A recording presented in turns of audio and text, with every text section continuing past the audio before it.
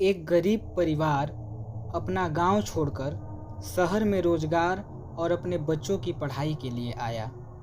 रोजगार और बच्चों की पढ़ाई अच्छी चल रही थी। अभी वह परिवार किराए पर रह रहा था। काफ़ी समय बीतने के बाद उस परिवार ने घर लेने का फैसला किया।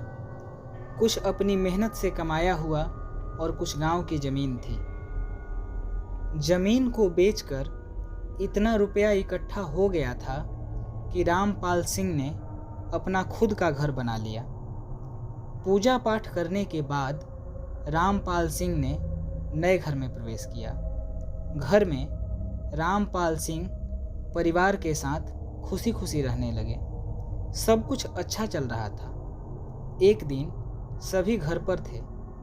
तभी रामपाल सिंह के बच्चों ने देखा कि फर्श पर कुछ दिख रहा है। बच्चे डर गए और डर से चीखने चिल्लाने लगे। बच्चों की चीख सुनकर बच्चों के माता पिता कमरे से बाहर आए। तब तक फर्श में कुछ डरावने चेहरे दिखने लगे थे। ये सब देखकर पूरा परिवार डर गया। फर्श में डरावने चेहरे उभरता देख रामपाल अपने परिवार को लेकर घर से बाहर निकल गया। रामपाल ने आसपास रह रहे लोगों को सारी बात बताई।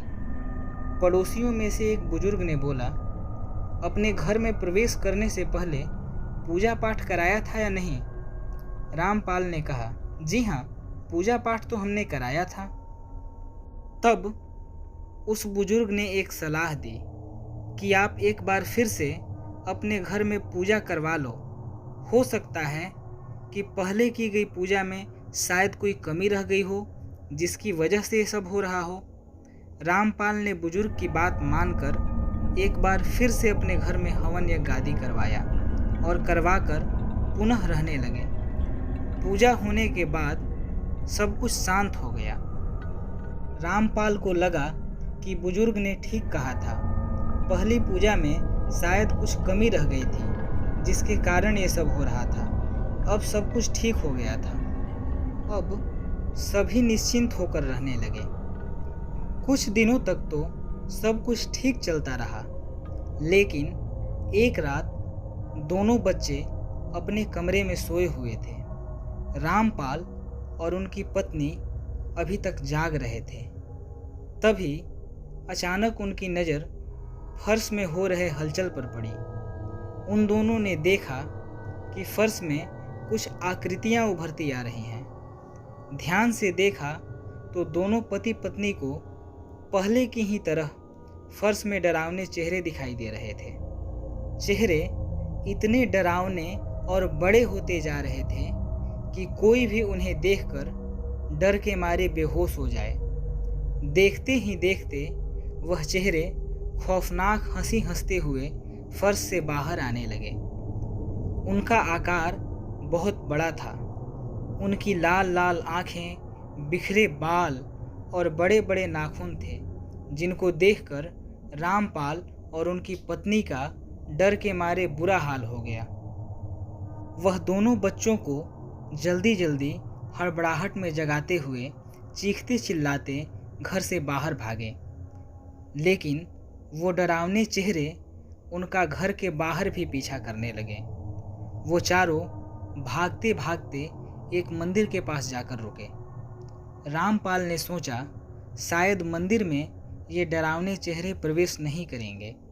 ये सोचकर रामपाल अपनी पत्नी और बच्चों के साथ मंदिर के अंदर चले गए।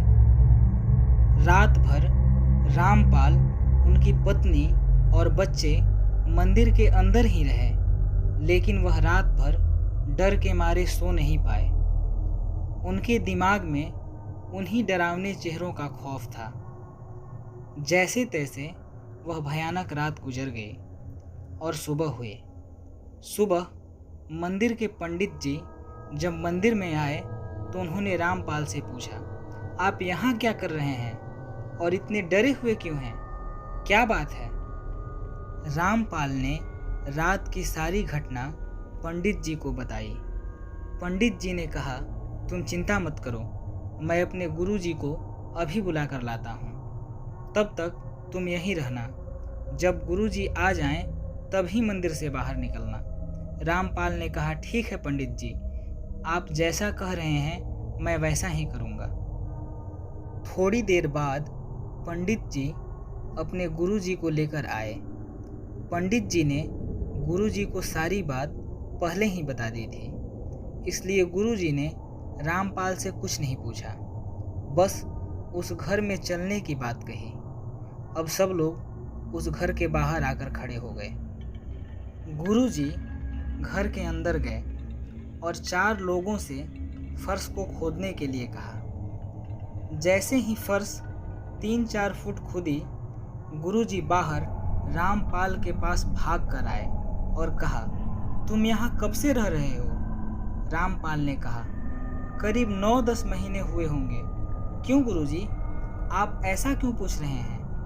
तब गुरुजी ने बताया कि जहाँ तुम्हारा घर बना है उसके नीचे कभी कब्रिस्तान थे, तभी वह डरावनी शक्लें आपको दिख रही हैं। इस पर रामपाल ने पूछा, तो अब हम क्या करें गुरुजी? तब गुरुजी ने कहा, यह तो उन प्रेतों से पूछने के बाद ही पता चलेगा कि वो क्या चाहते हैं। गुरुजी ने काफ़ी सिद्धियां प्राप्त कर रखी थी, इसलिए उन्हें भूत प्रेतों से बात करना भी अच्छे से आता था और उन्हें सबक सिखाना भी।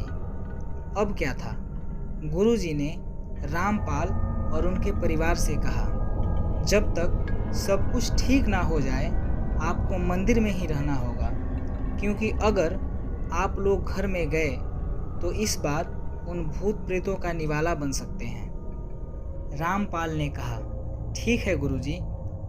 दूसरे दिन गुरुजी उस घर में गए और अपनी शक्तियों से उन भूतों को बुलाया और उनसे पूछा, क्या चाहते हो तुम लोग? उस भले परिवार को क्यों परेशान कर रखा है? उन लोगों ने बड़ी मेहनत से एक एक पैसा जोड़कर ये घर बनवाया है। गुरुजी के इतना कहते ही उसमें से एक भूत गुस्से से बोला, हमारे घर में वो लोग हैं, हम उनके घर में नहीं हैं, समझे? अब तुम भी यहाँ से चले जाओ, वरना तुम्हारा क्या हाल होगा ये तुम सोच भी नहीं सकते। उस भूत के इतना कहते ही गुरुजी वहाँ से चले गए और मंदिर में जहाँ रामपाल थे वहाँ पहुँच गए। गुरुजी ने रामपाल से कहा, आप उस घर को छोड़ दो, किसी और घर में रह लो।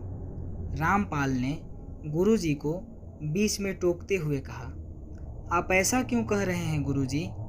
हम कहाँ जाएंगे?